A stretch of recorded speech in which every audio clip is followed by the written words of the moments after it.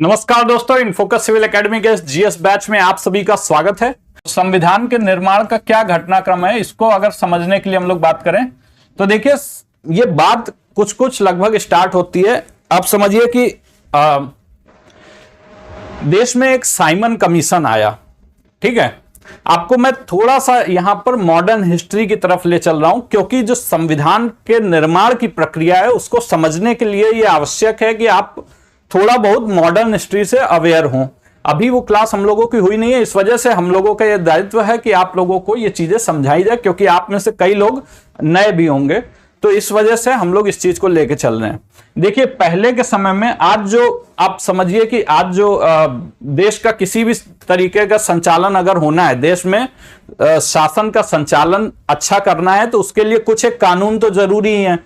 शासन ये अभी से तो हो नहीं रहा है कि हम लोग जब आजाद हुए 15 अगस्त 1947 उसके बाद हमारा एक संविधान तैयार हुआ, उसके बाद जाके हम लोगों ने शासन करना शुरू किया, ऐसा तो है नहीं। शासन का संचालन कब से हो रहा है, तो आप देखिए मौर्य साम्राज्य में भी था। ठीक है, उसके बाद आप देखेंगे तो मुगलों में भी था, दिल्ली सल्तनत में भी था। उस समय पे भी शासन चलाया ही जा रहा था, और मतलब अच्छा चलाया जा रहा था। ऐसा नहीं कहेंगे कि बिल्कुल मनमाना टाइप का था, बल्कि उस समय पे भी अच्छा ही शासन का संचालन हुआ। कुछ एक शासकों के समय में बहुत अच्छा भी हुआ। तो आप समझिए कि मौर्य और मुगलों के टाइम पे भी शासन हो ही रहा था। ठीक है, इसी प्रकार से बाद में जब अंग्रेज आए तो अंग्रेजों ने भी शासन किया, और उन्होंने भी क्या किया कि अपने अपने हिसाब से कुछ ना कुछ कानून बनाए ही होंगे। तो अंग्रेजों के भी कानून थे, ठीक है, और जो ये मुगल मौर्य ये सब थे, इन लोग के भी अपने कानून थे। अब जब संविधान बना तो संविधान में दरअसल जो है वो इन सब कानूनों की छाप कम दिखती है। ये सब कानून चूंकि बहुत पुराने हो चुके थे, 400-500 साल तक पुराने हो गए थे, और बहुत ज्यादा प्रगतिशील नहीं थे, इस वजह से इनकी छाप तो कम दिखती है। मगर अंग्रेजों के द्वारा बनाए गए कानून की पर्याप्त छाप हमारे संविधान में दिखती है। ठीक है, तो इसके लिए ये जो कानून बनाए जा रहे थे, इन कानूनों को भी समझना आवश्यक है कहीं ना कहीं, जो हमारा संविधान को समझने के लिए। ठीक है, अब ये कानून जो बनाए जा रहे थे, ये दरअसल किसके द्वारा बनाए जा रहे थे, आप समझिए। ये कानून किसके द्वारा बनाए जा रहे थे, तो ये सब अंग्रेजों द्वारा ही बनाए जा रहे थे। कौन बना रहा था? अंग्रेज बना रहे थे। किसके लिए? कौन बना रहा था? तो अंग्रेज बना रहे थे। किसके लिए बना रहे थे? तो भारतीयों के लिए बना रहे थे। आप सोचिए कि ये उस समय का दौर है जब लोकतंत्र काफी प्रचलित हो रहा था। ठीक है, जब लोकतंत्र काफी प्रचलित हो रहा था, और स्पेशली अगर बात करें ब्रिटेन में, तो ब्रिटेन में भी ये लोकतंत्र, मतलब ब्रिटेन जो है वो लोकतंत्र का सबसे बड़ा हिमायती देश खुद को मानता था। और उस देश में ऐसा हो रहा था कि उसके जो उपनिवेश देश हैं, यानी जैसे भारत है, तो भारत में कानून कौन बना रहा है? तो अंग्रेज लोग ही बना रहे हैं। आप समझिए, लोकतंत्र मतलब लोगों का शासन, लेकिन यहां पर कानून भारतीयों के लिए, भारतीयों पर शासन करने के लिए, भारतीयों के वेलफेयर के लिए, ऐसा वो बोलते थे कि भारतीयों कल्याण के लिए कानून हम लोग बना रहे हैं। तो ये फिर लोकतंत्र कहां से हुआ? ये तो आप अपनी ही बात से कॉन्ट्राडिक्शन है, ये तो आपकी ही बातों में विरोधाभास है। तो ऐसी जब बातें हुई, इसी क्रम में उन लोगों ने भेजा एक साइमन कमीशन। ठीक है,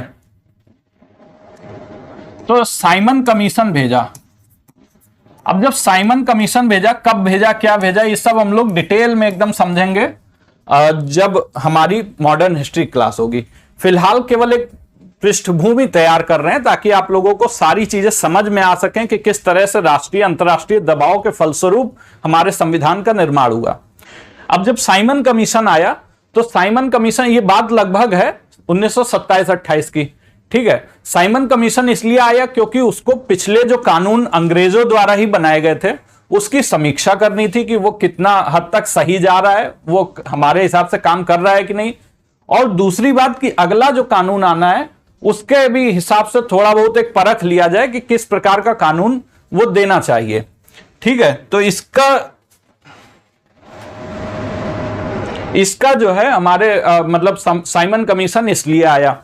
लेकिन जब साइमन कमीशन आया, लोकतंत्र के काल में आप जो है कानून बनाने आ रहे हैं, लेकिन उसमें कोई भी भारतीय नहीं। आप सोचिए, लोकतंत्र की बात करते हैं आप, और उसमें कोई भी भारतीय नहीं है, जबकि भारतीयों के लिए ही कानून बनना है। तो जाहिर सी बात है, यहां पर तब तक जो राष्ट्रीय आंदोलन था वो गांधी जी के नेतृत्व में एक परिपक्व अवस्था में थोड़ा थोड़ा जाने लगा था। तो वहां पर कम से कम गांधी जी जो है वो अब चीजों का विरोध करने लगे थे, या अन्य लोग भी, पूरा देश उनके नेतृत्व में अब अंग्रेजों की बातों का विरोध करने लगा था। इसमें इतनी शक्ति हमारे राष्ट्रीय आंदोलन में तब तक पनप चुकी थी। तो पहले भले ही हम लोगों ने कानून का विरोध नहीं किया, पर उसके बाद जब देखेंगे कि ये साइमन कमीशन आया तो उसका भारतीयों ने विरोध किया। कहते हैं कि भैया ऐसा है कि हमारे लिए कानून बनाना है तो हमें भी शामिल करो, इसमें सारे सदस्य तुमने अंग्रेज रख दिए, हमारे भी कुछ सदस्य होने चाहिए, कुछ तो भारतीयों को रखो। जब तुम्हें शासन हम पे करना है तो हम लोग को भी शामिल करो, हमारी भागीदारी सुनिश्चित करो।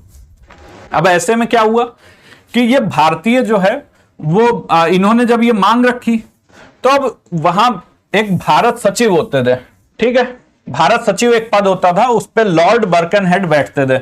उस समय पे लॉर्ड बर्कनहेड थे। उन्होंने एक स्टेटमेंट दिया, उन्होंने कहा कि भाई आप लोग जब हम लोग कुछ ऐसा आपके बेहतरी के लिए प्रयास करते हैं तो फिर आप लोग इतना अड़ंगा लगाते हो, आप जो है कह रहे हो कि मतलब कानून इनका विरोध कर रहे हो, साइमन कमीशन को भारत नहीं आने दे रहे हो, तो इस प्रकार से जगह जगह उनको काले झंडे दिखा रहे हो, तो इतना विरोध कर रहे हो आप लोग, लेकिन हम लोग तो आपकी बेहतरी के लिए कर रहे हैं। अगर इतना ही आप में दम है तो आप खुद बना के दिखा दो संविधान, आप बना के दिखाओ हमें। अब जब उन्होंने ये बात कही थी तो भारतीयों को तो मौका चाहिए था, उस समय सबसे बड़ी पार्टी कांग्रेस, उसको भी मौका चाहिए था कि चलो अब आया है समय। तो फिर उस समय पर एक नेहरू समिति बनाई गई, नेहरू समिति। अब देखिए सारी चीजें अभी आपको अगर कम कम भी समझ में आए तो कम ही कम समझिएगा, कोई उसमें तनाव का विषय नहीं है। दरअसल हम लोग संविधान में है ही नहीं अभी। आप ये मत सोचिएगा कि संविधान समझ में नहीं आ रहा है, अभी संविधान पे आया ही नहीं है। ये सब थोड़ा सा बैकग्राउंड इसलिए क्रिएट कर रहे हैं क्योंकि मॉडर्न हिस्ट्री का थोड़ी जरूरत पड़ती है। अब देखिए नेहरू समिति बनी, ये इसने क्या किया, इनका काम ये था कि हम लोग जल्दी से काम चलाओ संविधान जो है वो तैयार कर देंगे भारत को चलाने के लिए, ठीक है। तो काम चलाओ संविधान। अब ये नेहरू समिति में नेहरू किसके नाम से था, तो इसके जो अध्यक्ष थे वो जो है वो जवाहरलाल नेहरू नहीं बल्कि एमएल नेहरू, मोतीलाल नेहरू। यद्यपि इसमें जवाहरलाल नेहरू भी इसके सचिव थे, तो वो भी एक सदस्य के रूप में, सचिव के रूप में शामिल थे। तो यहां पर अध्यक्ष जो है वो मोतीलाल नेहरू थे। अब इसमें आप ये ना सोचिएगा कि ये मतलब आज का जैसे ये वंशवाद और नेपोटिज्म है ये उस समय पे भी चलता था, ऐसा कुछ नहीं है। बल्कि आप देखिए कि ये जो है दोनों ही लोग बहुत काबिल थे, दोनों ही लोग इस योग्य थे कि इस पद को धारण कर सकते हैं, ठीक है। तो जब ये मोतीलाल नेहरू, इनके नेतृत्व में एक समिति बनाई गई, नेहरू समिति, जिन्होंने अपना एक काम चलाओ संविधान तैयार किया। यद्यपि उसमें बहुत सारे आपस में लोगों में मतभेद हो गया, तो फिर उसके बाद मतलब ये संविधान तो पूरी तरह से बन नहीं पाया, और एक मतलब जो हम लोग चाहते थे वो तो नहीं हो पाया। परंतु इससे क्या हुआ कि एक भारतीयों में आत्मविश्वास आ गया, इन नेताओं में आत्मविश्वास आ गया। आप देखिए जैसे मान लीजिए कि आप कुछ भी पढ़ के ना जाइए आरओ के पेपर में, और आरओ के पेपर में 140 ये मान लीजिए अगर 200 का पेपर है, अब देखिए 200 का पेपर है अगर आरओ में, और उसमें आपने कुछ भी आप नहीं पढ़ के गए और आप मान लीजिए कि 100 या 105 तक पहुंचा दिए, अपना स्कोर 100 तक पहुंचा दिए या 105 तक पहुंचा दिए, तो उसके बाद फिर आपको यही लगेगा कि यार हम तो कुछ पढ़े नहीं, और उस हिसाब से इतने कम दिनों में हमने 100-105 का स्कोर कर लिया। तो जब हम पढ़ने पे आएंगे भाई साहब, तो हम तो ये पूरा 200 में से 180 ले ही आएंगे। तो इतना तो हमारा एक मतलब कॉन्फिडेंस आपका इतना जबरदस्त बूस्ट हो जाएगा। कुछ वैसे ही यहां पर हुआ। नेहरू समिति में इन लोगों को कुछ ठोस तो हासिल नहीं हुआ, परंतु भारतीयों का एक कॉन्फिडेंस बढ़ गया कि इतने कम समय में हम लोगों ने काम चलाओ संविधान तैयार कर लिया।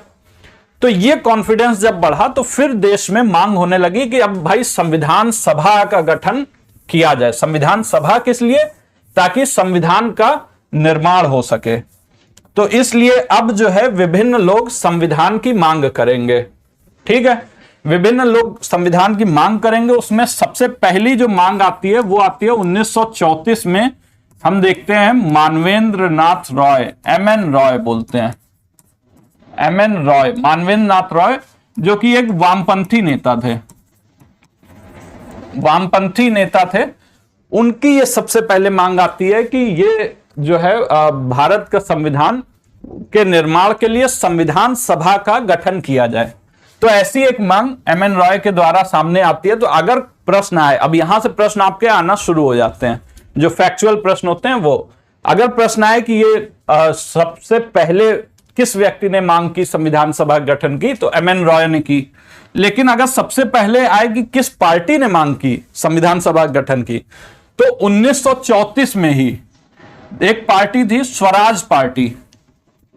अब देखिए स्वराज पार्टी, उसने भी ये मांग की कि भाई भारत के संविधान के निर्माण के लिए संविधान सभा का गठन किया जाए।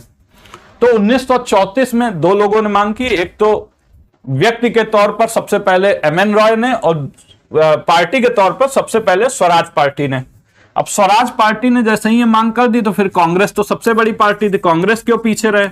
तो फिर 1935 में अगले ही साल कांग्रेस भी कही कि हाँ हाँ हाँ सही बात है, ये जो है हमें भी चाहिए जो संविधान सभा का गठन किया जाए। तो ऐसी एक मांग कांग्रेस द्वारा भी की गई। अब 1935 में कांग्रेस द्वारा ये मांग की गई। 1936 1937 के जो भी इसके अधिवेशन हुए उसमें उन मांगों का अनुसमर्थन किया गया, रेटिफिकेशन किया गया उस प्रपोजल का। उसके बाद फिर क्या हुआ कि ये 1938 आया। 1938 में कांग्रेस के एक बड़े लीडरों में शुमार जवाहरलाल नेहरू ने, इन्होंने कहा कि भाई हमें ऐसा है कि हमें एक तो आप तो संविधान सभा का गठन कीजिए ही, मतलब संविधान सभा की ये जो मांग ये लोग कर रहे थे, तो संविधान सभा तो हमें चाहिए ही, वो बिना किसी बाहरी हस्तक्षेप के चाहिए। ये नहीं कि आप ही चले आए बनाने के लिए, तो बिना बाहरी हस्तक्षेप के चाहिए। और दूसरी बात कि उसमें वयस्क मताधिकार होना चाहिए। वयस्क मताधिकार, एडल्ट सफरेज बोलते हैं। तो वयस्क मताधिकार का मतलब वयस्क जितने भी हैं उन सभी को मत का अधिकार हो। तो यानी वयस्क मताधिकार, जितने भी वयस्क लोग हैं वो सभी मत दे सकें। इससे पहले क्या व्यवस्था थी कि यहां पर सभी लोग भारत में जो अगर कुछ जगह पे मत देना भी होता था तो वहां पे सभी लोग ना देके, बल्कि जो ज्यादा अमीर वर्ग हैं, जो ज्यादा पढ़े लिखे लोग हैं, उनको ही केवल मताधिकार प्राप्त होता था। परंतु यहां पर नेहरू ने ऐसी बात कही, और जब भी मैं अपनी क्लास में नेहरू नेहरू बोलूं तो उसका मतलब आप जवाहरलाल नेहरू ही लगाइएगा, क्योंकि वो ही ज्यादा हम लोगों के काम आएंगे यहां पढ़ने में। तो इसलिए, और जब ML नेहरू बोलूं तब जाके वो मोतीलाल नेहरू पे जाएगा। ठीक है। तो नेहरू ने क्या किया कि ये बाहरी हस्तक्षेप और वयस्क मताधिकार के आधार पर संविधान सभा के गठन की मांग की। तो इन्होंने भी संविधान सभा के गठन की मांग की, संविधान सभा के गठन की मांग की इन्होंने। ठीक है। अब जब ये मांग करेंगे उसी समय पे आप देखिए हुआ क्या, इसी के कंटिन्यूएशन में हम लोग आगे बढ़ते हैं। तो देखिए जब ये मांग करेंगे उसी समय पे 1939, अब इस समय पे एक घटना घटी। कौन सी घटना घटी? तो वर्ल्ड वार 2 शुरू हो गया। अब देखिए वर्ल्ड वार जो दूसरा द्वितीय विश्व युद्ध शुरू हुआ, इस समय पे आप देखेंगे कि पहला वाला जो विश्व युद्ध चला था वो 4 साल चला था, ये वाला भी शुरू हो गया। अब इसमें क्या हुआ कि ब्रिटेन वगैरह भी एक पक्ष थे, ब्रिटेन भी इस लड़ाई में शामिल था। अब ब्रिटेन शामिल था तो फिर उसके जो और सहयोगी देश थे वो लोग उस पर दबाव बना रहे थे कि भाई आप जो है इनको भारत को भी अपने साथ मिलाइए। ठीक है। तो भारत को भी अपने साथ मिलाइए, इस वजह से ये लोग दबाव बना रहे थे। अब भारत को मिलाने के लिए जरूरी है कि मतलब यहाँ के जो लोग हैं उनका सहयोग हासिल किया जा सके, उसके लिए जरूरी है कि यहाँ के लोगों को खुश किया जाए। तो इस वजह से अगस्त प्रस्ताव ये लोग लाए 1940 में। अगस्त प्रस्ताव ये लोग लाए, तो उसके माध्यम से इन्होंने कहा ठीक है हम तुम्हारी बात मानते हैं भाई। तो ये सब बातें जो है इन लोगों ने मान ली। कहते हैं ठीक है हम तुम्हारी सारी बातें मानते हैं। भारतीय सब खुश हो गए। लेकिन कब मानेंगे? जब ये युद्ध खत्म हो जाए। बस ये युद्ध बस खत्म हो जाए, उसके बाद तुम्हारे संविधान सभा का गठन कर दिया जाएगा। अब ये इन्होंने लॉलीपॉप दिया। अब यहां पर क्या है कि भारतीय लोग कहे कि भाई पिछला वाला जो युद्ध हुआ था 1914 से लेकर के 1918 तक चला, 4 साल तक ये युद्ध चला। अब की बार का पता नहीं कितना चले, ये 4 साल चले, 5 साल चले, 10 साल चले, ये तो अभी हम लोग देख रहे हैं ना कि ये 4-5 साल चला, परंतु उस समय तो ये नहीं निश्चित था कि कब तक चल सकता है।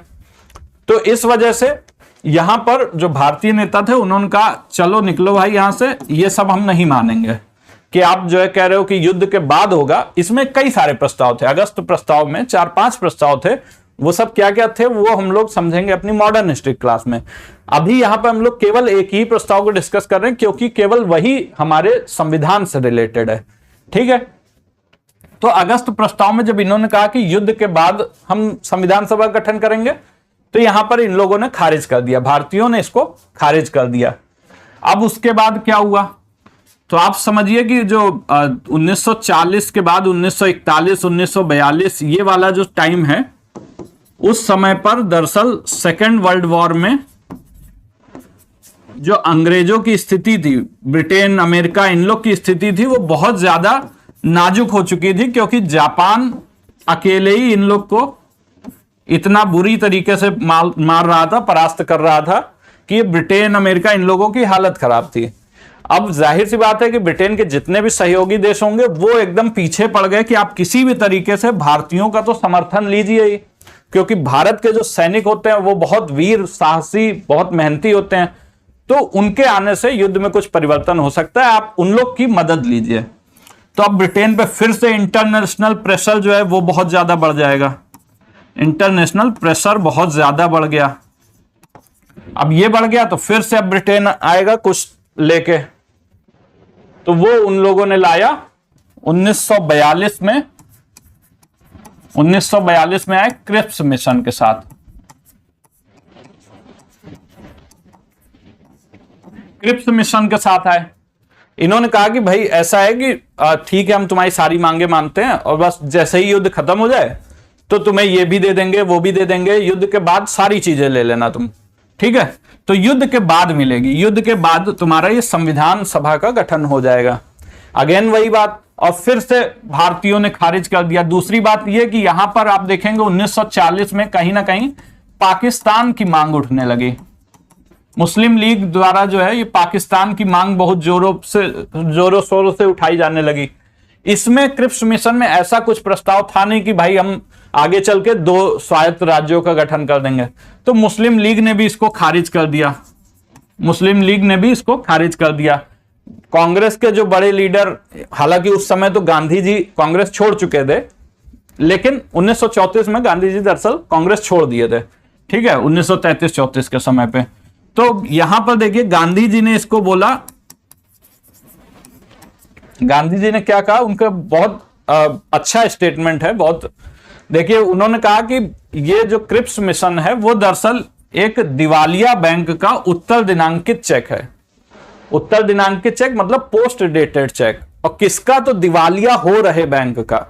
सबको पता था कि ब्रिटेन अब हार रहा है, जापान जीत रहा है, ब्रिटेन हार रहा है, और कुछ समय बाद ब्रिटेन जो है वो कंगालपति हो जाएगा, ब्रिटेन की अब वो शक्ति रहेगी ही नहीं। तो उस वजह से कहीं ना कहीं पूरे विश्व को लग गया था कि अब ब्रिटेन की हालत खराब है, और जब ब्रिटेन की हालत खराब है ऐसे में फिर ब्रिटेन कह रहा है कि चलो ये हम तुम्हें दे देंगे, तो फिर वो वही हुआ कि भिखारी भी चला है दान देने। तो वहां पर गांधी जी ने कहा कि एक दिवालिया हो रहे बैंक का उत्तर दिनांकित चेक है, यानी पोस्ट डेटेड चेक है, मतलब जो कैश बाद में होगा, एक ऐसा लिक्विडेटिंग बैंक जो कैश बाद में होगा। तो सोचिए उसमें कुछ भी नहीं मिलेगा, जब आज वो दिवालिया हो रहा है तो कल तक तो एकदम ही वो खोखला हो जाएगा। तो गांधी जी ने ये एक स्टेटमेंट दिया था, हालांकि ये अभी अपने उससे रिलेवेंट नहीं है, बस याद आ गया इस वजह से। तो क्रिप्स मिशन आया, यहां पर इसको खारिज कर दिया गया। अब खारिज कर दिया गया, उसके बाद क्या हुआ कि इधर एक ये हुआ कि यहां पर वर्ल्ड वॉर सेकेंड जो है वो समाप्त हो गया। वर्ल्ड वॉर सेकेंड समाप्त कैसे हुआ था वो आप लोगों को पता ही है, जापान जीत रहा था, सबको अकेले ही धोया पड़ा था, इतनी ज्यादा उसकी ताकत थी। लेकिन उसी समय पे अमेरिका ने चुपके से एकदम, किसी पूरे विश्व में किसी को नहीं पता कि उसके पास परमाणु बम भी है, चुपके से लाया एटम बम, और एटम बम जो है उसने जापान के हिरोशिमा और नागासाकी पे छोड़ दिया, जिसकी वजह से जापान सरेंडर कर दिया। अब जापान सरेंडर कर दिया तो फिर ये लोग युद्ध जीत गए। ठीक है, युद्ध तो जीत गए, अब अमेरिका की वजह से ये लोग युद्ध जीत गए, तो अब कहीं ना कहीं ब्रिटेन की पोजीशन फिर से मजबूत हो गई। तो यहां पर, और दूसरी बात, ब्रिटेन में जो 45 में सरकार बनी वो क्लीमेंट एटली की बन गई। तो अब उन्होंने एक सुधारवादी उद्देश्य से उन्होंने क्या कहा कि ठीक है चलो हम लोग कैबिनेट मिशन लाते हैं। तो यहां पर देखिए कैबिनेट मिशन, कैबिनेट मिशन जिसको मंत्रिमंडलीय समिति भी बोलते हैं, वो 1946 में आया। अब ये क्रिप्स मिशन जो था, ये दरअसल क्रिप्स मिशन किसके नेतृत्व में था, तो ये एक सदस्यीय मिशन था, ये था स्टैफोर्ड क्रिप्स के मिशन में, स्टैफोर्ड क्रिप्स के नेतृत्व में। ठीक है, और कैबिनेट मिशन जो आया ये आया 3 लोगों के साथ में। जैसे कौन था इसका अध्यक्ष, तो पैथिक लॉरेंस, या कई जगह पैट्रिक लॉरेंस भी मिलता है, तो पैथिक लॉरेंस ये इसके अध्यक्ष थे। अब ये सब प्रश्न इतनी ज्यादा बार पूछे गए हैं कि आप लोगों को ये एकदम रटा होना चाहिए। पैथिक लॉरेंस थे, एबी अलेक्जेंडर थे, ये भी वहां के एक व्यापारी नेता थे, एबी अलेक्जेंडर,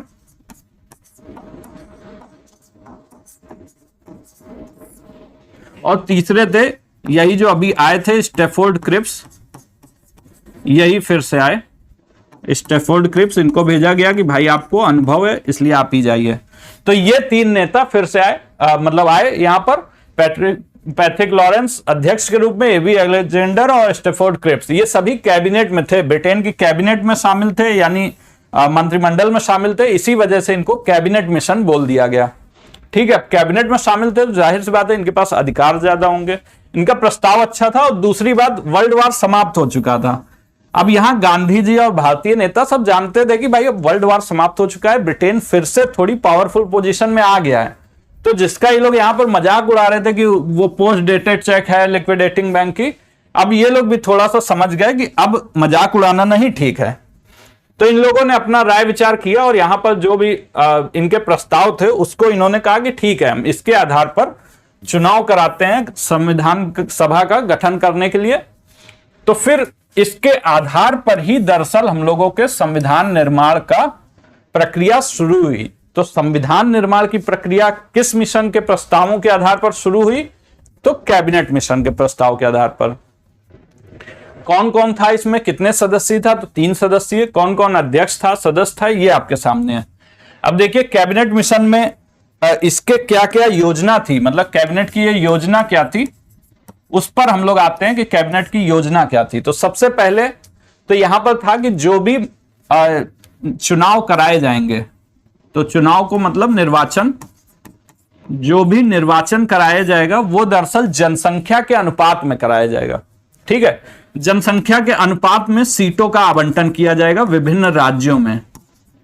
ठीक है, जनसंख्या के अनुपात में सीटों का आवंटन विभिन्न राज्यों में किया जाएगा, मतलब यूपी में कितनी सीट मिलेंगी ये वहां की जनसंख्या से तय होगा, बिहार में कितनी सीटें मिलेंगी ये वहां की जनसंख्या से तय होगा। जहां पर ज्यादा जनसंख्या उसको ज्यादा सीटें, जहां पर कम जनसंख्या उसको कम सीटें, ताकि सभी लोगों को एक बराबर प्रतिनिधित्व मिल सके।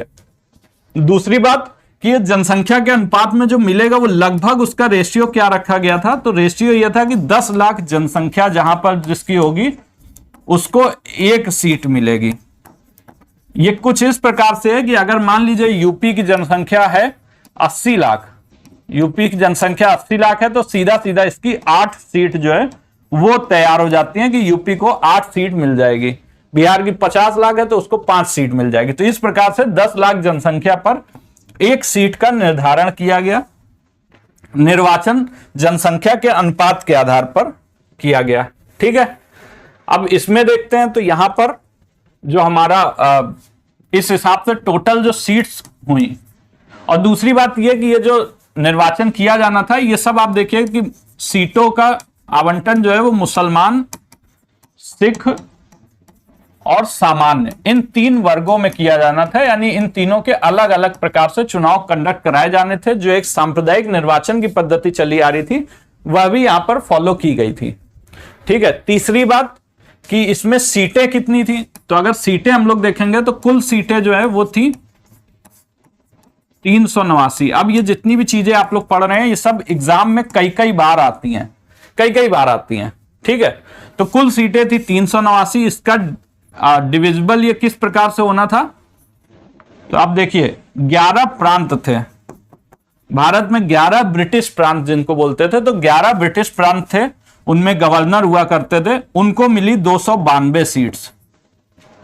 ठीक है। 11 ब्रिटिश प्रांतों को 292 सीट मिली।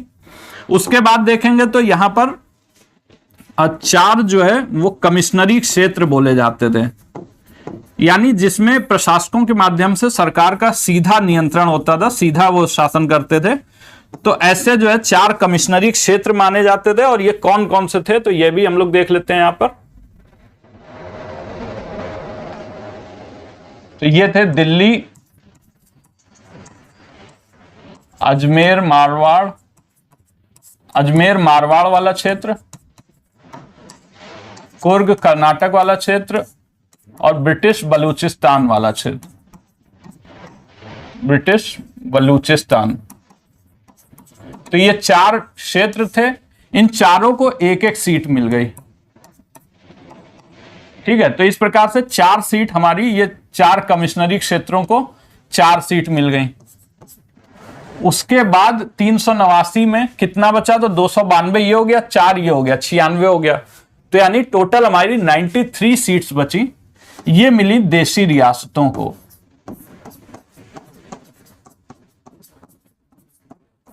तो देशी रियासतों को मिली 93 सीट्स।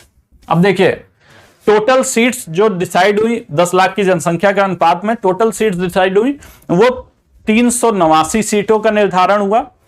389 सीटों में 292 सीट जो है वो 11 प्रांतों को मिली।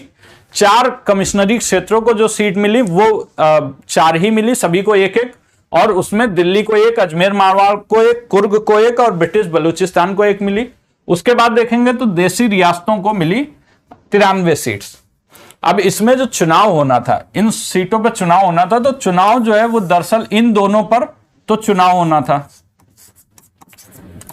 और यहां पर क्या होगा कि इनके सदस्यों का चुनाव वो दरअसल वास्तव में चुनाव ना होकर के बल्कि प्रतिनिधि जो इनकी तरफ से भेजा जाएगा, वो प्रतिनिधि का चयन वो केवल राजा ही कर देगा। यानी रियासतों में राजा की सरकारें थी, आप समझ लीजिए राजा हुआ करते थे, और राजा जिसको भी चुनकर भेज देंगे, जिसको भी वो मनोनीत कर देंगे, वो अब मतलब यहां संविधान में शामिल हो जाएगा। तो यहां के प्रतिनिधियों का मनोनयन वो जो है राजा के द्वारा होना था।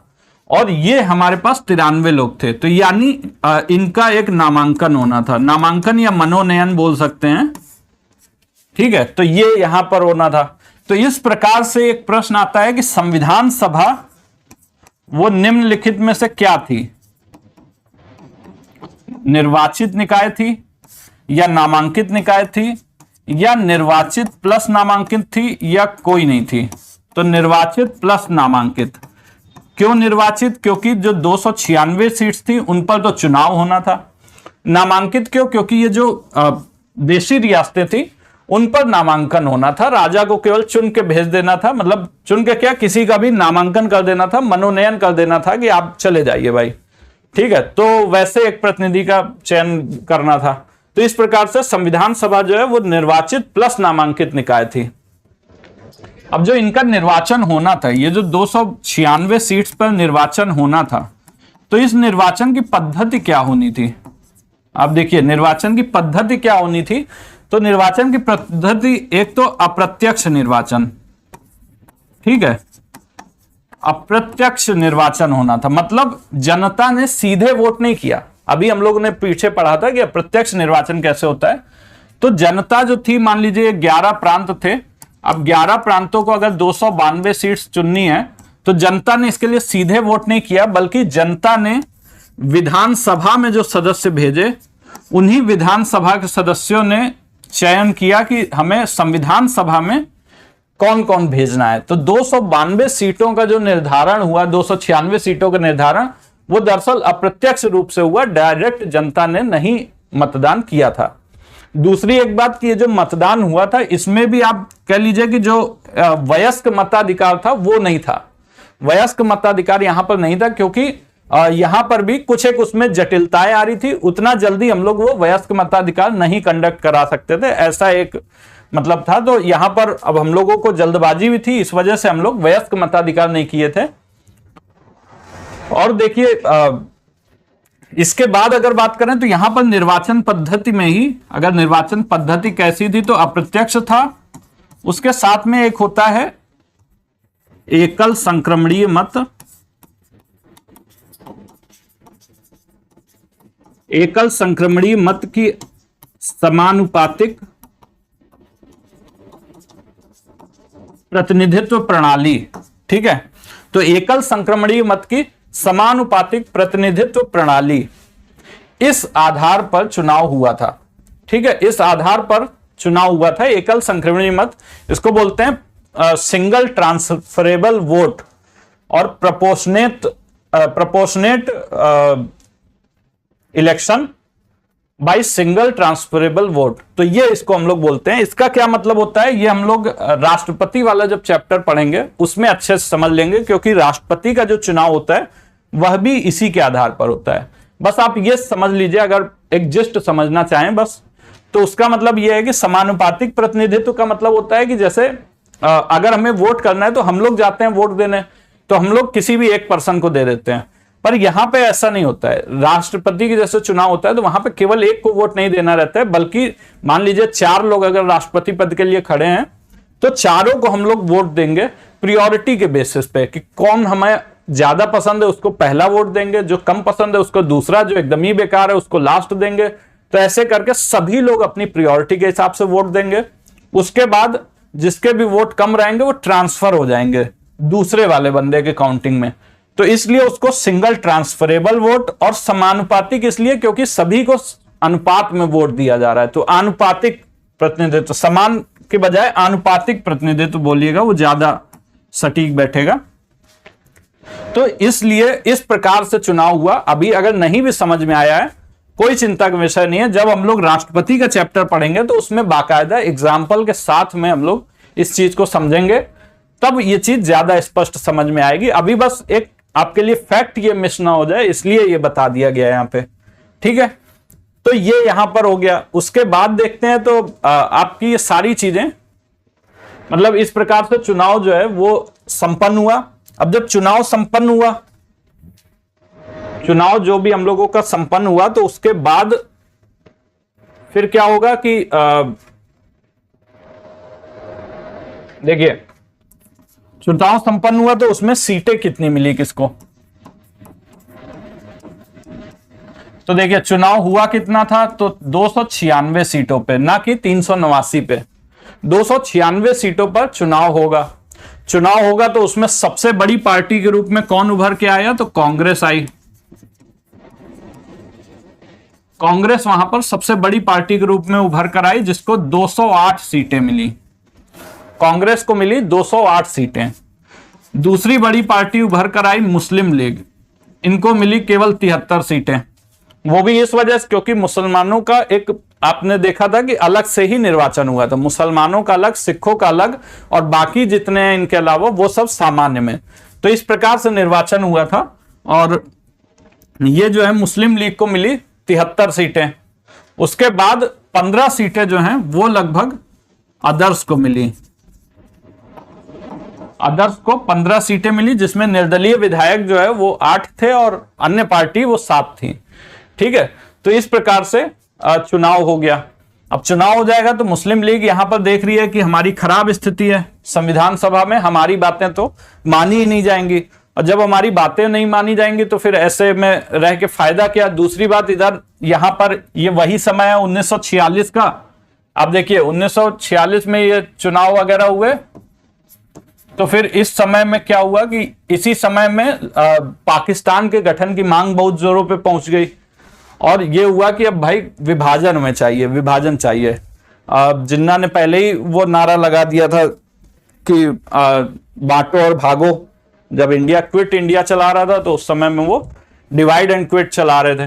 तो इस प्रकार से यहां पर पाकिस्तान की मांग भी जोरों पर थी और इधर इनकी स्थिति भी कमजोर थी। तो इस वजह से मुस्लिम लीग ने इससे थोड़ा किनारा कर लिया। ठीक है, बहरहाल उनके किनारा करने से हम लोगों को बहुत ज्यादा फर्क नहीं पड़ा, क्योंकि हम लोग को इतनी मुश्किल से तो संविधान सभा गठन हुआ। हम लोगों ने सारी चीजें देखी कि लगभग 20-25 सालों का मेहनत का प्रतिफल था कि हम लोग संविधान सभा गठन तक पहुंचे। अब जब संविधान सभा गठन हो गया है तो फिर उसके बाद जरूरी है कि अब संविधान बनाना शुरू किया जाए। ठीक है, तो अब देखिए चुनाव हुए, चुनाव के आधार पर दो चीजें होंगी। एक तो चुनाव में आप देखिए कि जब देश आजाद हो जाएगा तो उस समय पर एक संविधान सभा के माध्यम से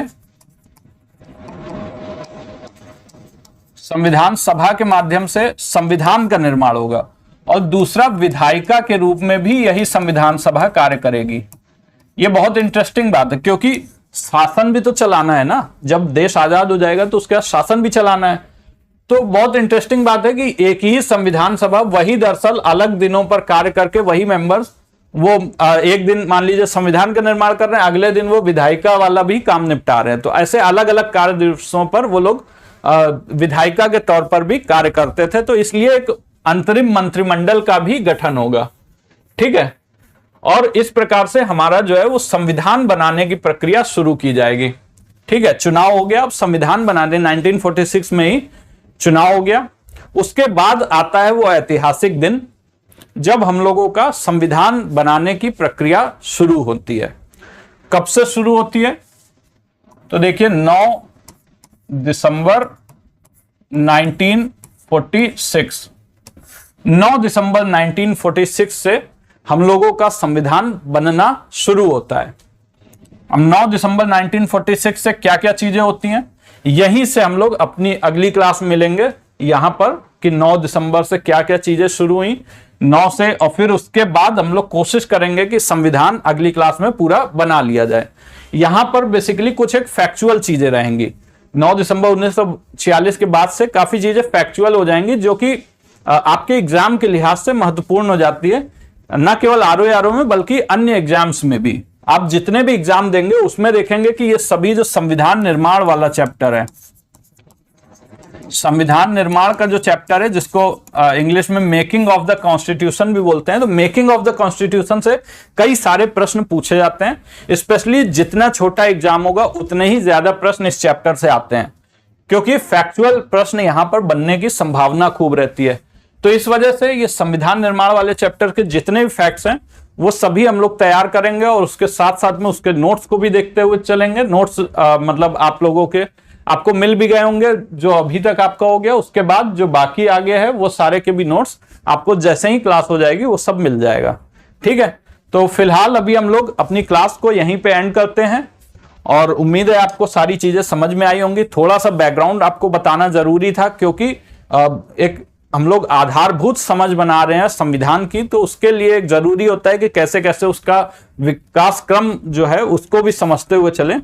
और बाकी ये सब प्रश्न भी बहुत पूछे जाते हैं, जो आपके ये वाले होते हैं कि यहाँ पर जैसे हम लोग देख सकते हैं सबसे पहले किसने डिमांड की, तो वो एम.एन. रॉय साहब ने की, पहले व्यक्ति देखा जाए तो कौन थे, तो एम.एन. रॉय साहब थे। उसके बाद अगर देखें तो फिर कौन था, तो स्वराज पार्टी ने पार्टी के रूप में सबसे पहले डिमांड की। अगर एक बार क्विक रिवीजन इनका कर लिया जाए, ये देखिए सबसे पहले 1934 में एम.एन. रॉय ने सबसे पहले व्यक्ति थे जिन्होंने संविधान सभा गठन की मांग की थी। स्वराज पार्टी जो है सबसे पहली पार्टी के रूप में मांग करने वाली पार्टी थी जिसने संविधान सभा गठन की मांग की। 1935 में उसी के अगली साल कांग्रेस ने भी संविधान सभा गठन की मांग की। 1938 में जाके जवाहरलाल नेहरू ने कहा कि बिना किसी बाहरी हस्तक्षेप के और वयस्क मताधिकार के आधार पर हम लोगों को संविधान सभा चाहिए। उसी समय वर्ल्ड वार शुरू हो गया 1939 में। 1940 में अगस्त प्रस्ताव आ गया। उसके बाद क्रिप्स मिशन आया 1942 में, क्रिप्स मिशन भी खारिज हो गया। तो उसके बाद 1946 में कैबिनेट मिशन आया। कैबिनेट मिशन जब आया था तब सरकार किसकी थी, तो वहां पर प्रधानमंत्री कौन था, तो क्लीमेंट एटली थे। यह भी एक प्रश्न पूछा जाता है कि कैबिनेट मिशन के आने के समय में प्रधानमंत्री कौन था? तो क्लीमेंट एटली थे। कहां के प्रधानमंत्री? ब्रिटेन के प्रधानमंत्री।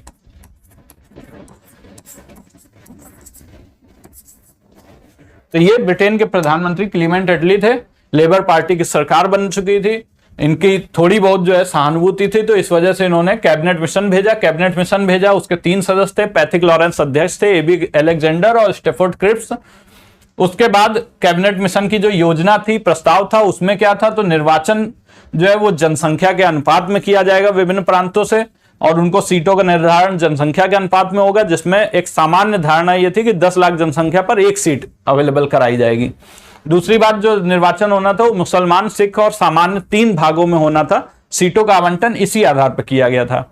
तीसरी बात की कुल सीटें जो है वो 389 थी, जिसमें 292 सीट 11 प्रांतों को एलोकेट की गई। 4 कमिश्नरी क्षेत्रों को 1-1 सीट मिलाकर 4 सीट जो है वो कमिश्नरी क्षेत्रों को आवंटित की गई। और उसके बाद देसी रियासतों को भी 93 सीटें दी गई, जिसमें देसी रियासतों का जो प्रतिनिधियों का चयन होना था वो दरअसल मनोनयन होना था वहां के राजाओं द्वारा, जबकि इन 296 पर निर्वाचन होना था। इस वजह से कहते हैं कि संविधान सभा निर्वाचित प्लस नामांकित निकाय दोनों थी। उसके बाद जब निर्वाचन हुआ तो 296 सीटों पर उनकी निर्वाचन पद्धति क्या थी? तो एक तो अप्रत्यक्ष निर्वाचन था, जनता द्वारा डायरेक्ट निर्वाचन नहीं किया गया था। दूसरी बात कि यहां पर सीमित मताधिकार था, वयस्क मताधिकार की प्रक्रिया नहीं अपनाई गई थी। तीसरी बात कि एकल संक्रमणीय मत की अनुपातिक प्रतिनिधित्व प्रणाली को फॉलो किया गया था इस निर्वाचन पद्धति में। जो कुल सीटें थी उसमें 296 सीटों में चुनाव हुए, उनमें कांग्रेस को मिली 208, मुस्लिम लीग को मिली 73 और अदर्स को मिली 15। उसके बाद संविधान निर्माण की प्रक्रिया शुरू होती है, जिसमें 9 दिसंबर 1946 को संविधान सभा की प्रथम बैठक आयोजित की जाती है। इस बैठक में क्या क्या हुआ, आगे इसके कैसे कैसे संविधान सभा का गठन हुआ, संविधान निर्माण की प्रक्रिया हुई, उन सभी चीजों को अब हम लोग अपनी क्लास में समझेंगे। और ये अब जो चैप्टर आने वाला है वह भी बहुत ज्यादा इंपॉर्टेंट होने वाला है फैक्ट्स के लिहाज से। तो चलिए, उम्मीद है कि ये कॉन्सेप्ट और फैक्ट्स का जो मिला जुला संगम हम लोग लेकर के चल रहे हैं वो आप लोगों को पसंद आ रहा होगा, चीजें भी समझ में आ रही होंगी, साथ में फैक्ट्स भी थोड़े थोड़े याद हो रहे होंगे। तो चलिए, बहुत बहुत धन्यवाद, नमस्कार।